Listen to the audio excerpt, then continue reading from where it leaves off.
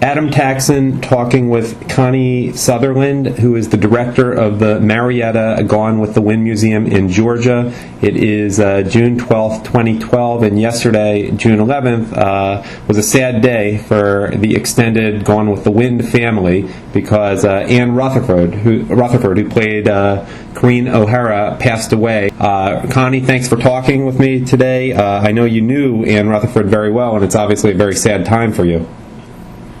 Yes, I did know her well, and it's an extremely sad time. We missed her at this year's event, and we will miss her forever, I guess, because she was extremely special to the city of Marietta, not just to the museum, but she just brought so much joy and so much to everything she did and every place she went. And we were very lucky that she fell in love with us, too. So she was a real active member of the Gone with the Wind alumni, and she would come to events. And I remember I went to one of the events, and I met her, and she was extremely nice, extremely charming, extremely generous with her time. What memories of her do you want people most to know? I think probably the one thing that stands out to me is how starstruck you would be around her, even just meeting her whether the first time or the 10th time, seeing her, you still felt that movie star quality about her from the golden age of Hollywood. Mm-hmm. She still had that charm and just that persona, but she had no ego whatsoever. She was just very down to earth and would sit. We worried about her when we had her here as a guest at the autograph signings. She would literally sit for long periods of time and not take a break. She wouldn't drink anything, eat anything. She only cared that those people were there for the wind, as she called it, to see her. And, it's been quoted a number of times in publications that she said that her golden years had been made platinum simply by Gone with the Wind, and that it was the greatest little nothing part she ever took. And she meant that. She was very, very genuine when she would say these things, because I think that's what kept her going, that's what kept her young, and she loved it just as much as people loved seeing her. She loved seeing them, too. It's funny that you mentioned the nothing part of Queen O'Hara. I guess she was a 13-year-old and she was asking to go to the ball at the beginning. But she was a little bit of a star before Gone with the Wind, and they thought, if I remember the story correctly, the director said, or the producer said, maybe it's not appropriate because you're already somebody and this is a nothing part. Or do I have that right? No, you do have that right. Mr. Mayer, Louis B. Mayer, was who she was under contract to, and he did not want her to do the part. David L. Selznick was his son-in-law, and he actually told her about the part, but she begged because she was very fond of Margaret Mitchell's book, and she thought that it would be something wonderful, and she didn't care how small the part was, even though she was considered a much higher on the ladder actor at that time.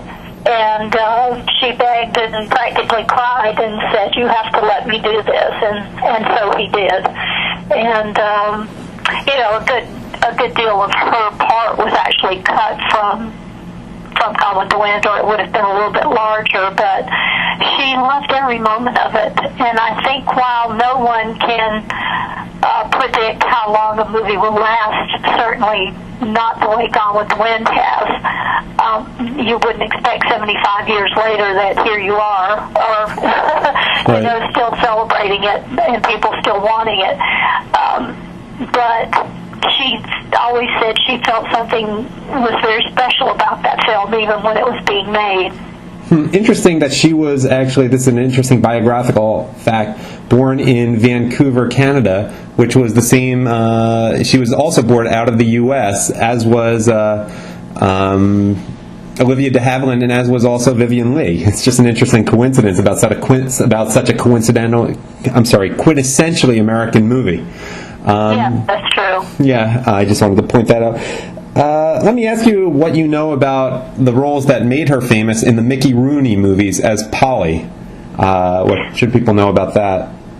I always teased her about that part because I told her that she was extremely high maintenance. She was a very high maintenance girlfriend to Mickey Rooney in that she played Polly Benedict, his girlfriend, and was always stopping her foot or pouting about something or, threatening him or whatever, and she was just so cute in that role. She talked about that and said that she had a glorious time making that. I will tell you that I asked her once about the whistling movies, and those movies, and I have a train coming here, that she made with Red Skelton. Mm-hmm. And she said that he was phenomenally talented and funny in that they didn't know what he would do or say next. He was very impromptu and just ad-libbed, and you just never knew. And she said it just made her acting in a comedic role a lot funnier, and she learned so much from him. So she talked very highly of those movies as well. But yeah, she was great as Polly. And toward the end of her life, actually it was around the late 90s, mid-90s, she was approached, interestingly enough, to play the older Rose in Titanic, but she apparently turned it down. Any other roles that she talked about in particular from her career that she particularly loved? She talked about actually playing Lydia in Pride and Prejudice with Greer Garson. Any movie that you would mention that she actually made, the one that she laughed the most about was The Ghost of Christmas Past. Because the special effects were what they were. They had her when she was flying through the air taking Scrooge, to see his past. You can almost see underneath the robe that she's wearing some sort of device or whatever, kind of the impression of it. And she said it was like an ironing board that she was flying down on, that was made to look that, take her into the air or whatever. But that was the only one that she joked about. But most of them, I think she was extremely proud of her movies. And rightly so. I mean, I think she was really an actor that didn't get her due for as good as she was. Sure. Any final thoughts you want to leave people with about the life of Anne Rutherford? That I'm just probably one of the most fortunate human beings alive for having not only known her, met her, and been able to have her here and to know her away from this museum as well. I feel so happy to know that she was my friend. The cutest thing is she had all of my phone numbers, but you never knew which phone numbers she would pick up and call. She just picked one, and I was at home one weekend, and she called and said, "I have to give you a recipe for peanut butter soup." And I said, "Okay," and she said, "I know it sounds just awful, but it's really delicious. I've made a big pot of soup, and it's so wonderful. I've been eating on it for 2 days.